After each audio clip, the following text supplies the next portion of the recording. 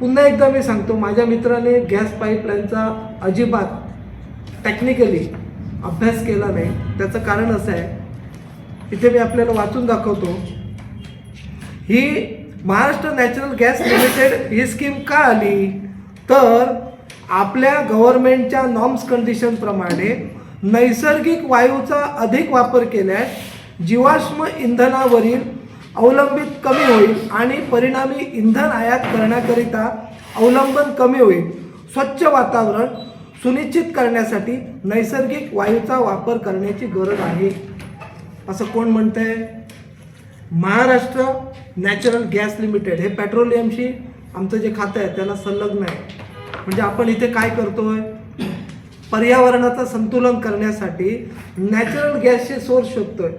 माझ्या मित्रांनी स्टेटमेंट काय केलं, माझ्या मित्रांचं स्टेटमेंट असं आहे, असं झालं, ती लाईन जी दिली ती फुटली, त्याचा स्फोट झाला, तर नगराध्यक्ष जबाबदार. मला ते थोडं हास्यास्पद वाटलं, कारण नॅचरल जे आहे त्याचा स्फोट होण्याचा माझ्या मते कुठे काही संबंध येत नाही. त्याच्या पुढे जाऊन सांगतो, यांच्या प्रश्नाचं उत्तर क्लिअर करतो. सुरुवातीला याचं जर ओपनिंग जर बघितलं आपण, ती एक त्यांनी माहिती घेतलेली आहे. यांचं ओपनिंग कोणाच्या घरात झालं? अजय वसंत गोंदावळे, जे शिवसेनेचे नगरसेवक आहेत. त्यांनी एक मोठा कार्यक्रम घेतला, आपल्या घरासमोर मोठी रांगोळी घातली आणि ते गॅसवाले सगळे जे आहेत त्यांना खूप मोठं वेलकम केलं आणि ते वेलकम करून त्यांचा उदो केला आणि त्यांच्या घरात पहिलं कनेक्शन दिलं. मला वाटतं माझ्या मित्रांना हे माहिती नाही आहे. आणि सेकंड थिंग, जे कनेक्शन देणं किंवा त्यांच्याशी सिस्टीममध्ये काय करणं, याला नगर परिषदेचा ॲब्सोल्युटली नो राईट शून्य. त्यांचं डिपार्टमेंट सेपरेट, त्यांना कनेक्शन देण्याचे पॉवर सेपरेट. पेट्रोलियम मंत्र्यांच्या सेंट्रल गव्हर्नमेंटच्या अंडर ती स्कीम आहे.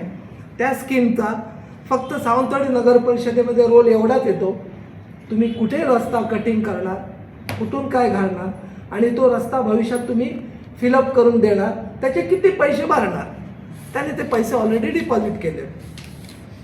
आता त्यांचा असा एक आरोप येतो की त्या आरोपात ते असं म्हणत आहेत की 6,000 रुपये त्यांचं कनेक्शनचे चार्जेस आणि 1,000 रुपये कोणाला तरी कमिशनचे चार्जेस, असं काहीतरी त्यांचं स्टेटमेंट आहे.